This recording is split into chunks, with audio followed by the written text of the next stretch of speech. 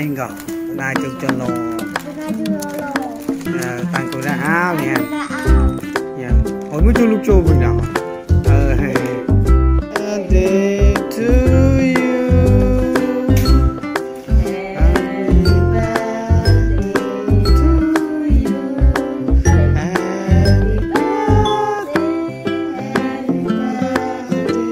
happy birthday to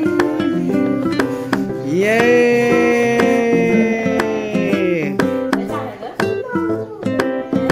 có bé đang ngủ ở bài của là mình cầm mười của nó jadi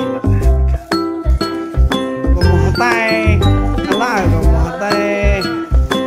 hai ông mẹ một ba ơ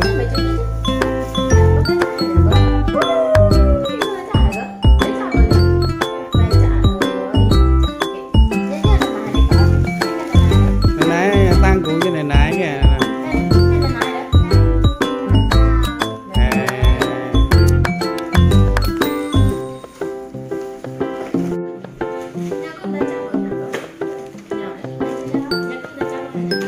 nhau có chi nhé thao luôn là có rồi đấy có mau giờ có ha mau rồi bây giờ họ mau chi